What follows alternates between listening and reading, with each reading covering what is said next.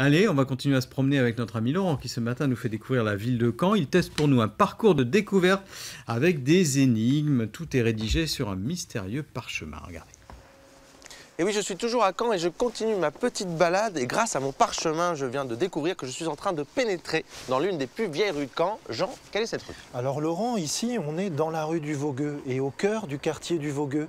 Le quartier du Vogueux, c'est un des plus anciens quartiers de la ville de Caen qui remonte à l'origine au tout début du XIIIe siècle. Moyen-Âge, Vogueux, ça veut dire quoi? Alors Vogueux, on pense que cette appellation de Vogueux vient à l'origine de Val-des-Gueux, à savoir un quartier investi par une population de mauvaise vie. On y trouvait sans doute également des femmes, comme on dit, de petite vertu. Enfin, quartier coupe-gorge, tavernes obscures.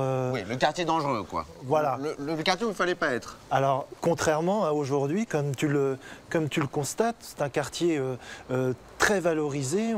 Tu vois, on y trouve de vieilles bâtisses à pans de bois. Oui, notamment. alors d'ailleurs, le pan de bois, c'est pas du tout quelque chose qu'on voit à Caen. Alors tout à fait, parce que Caen est évidemment plus une ville de pierre, ce matériau qui a fait la prospérité de la ville de Caen dès le XIe siècle, où Guillaume exportait ce matériau principalement à destination de l'Angleterre. Ah, qui a servi à énormément de construction, cette pierre, la pierre de Caen. Voilà, si on parle de l'Angleterre, on peut évoquer notamment la Tour de Londres, mais c'est un matériau qu'on retrouve également dans des endroits peut-être plus inattendus, morceaux de la cathédrale de New York, par exemple, Saint-Patrick, ou même jusqu'aux Bahamas. Jusqu'aux Bahamas, New York. En effet. Alors, ça, je trouve ça incroyable. Alors, il y a une petite énigme, c'est au passage saluer les messieurs importants du quartier. D'abord, monsieur Persillet. Puis, tant qu'à faire, forgez-vous une opinion sur les bras de fer de monsieur Marchand et Mercier. Alors, monsieur Persillet, du coup, on s'est arrêté où il fallait. Je suis devant. Voilà, entrepreneur. Tout à fait. C'était donc sûrement sa maison. Alors, ou en tout cas, l'architecte, le bâtisseur oui. de cet édifice. Et alors, quand je vois bras de fer, donc l'idée, c'est quand même d'avoir la tête en l'air. Voilà, alors là, on est vraiment dans l'observation, Laurent. Évidemment, je suis dans l'observation, mais comme je suis un fin limier, voilà. Je suis un fin limier, je peux voir qu'il y a donc des bras de fer.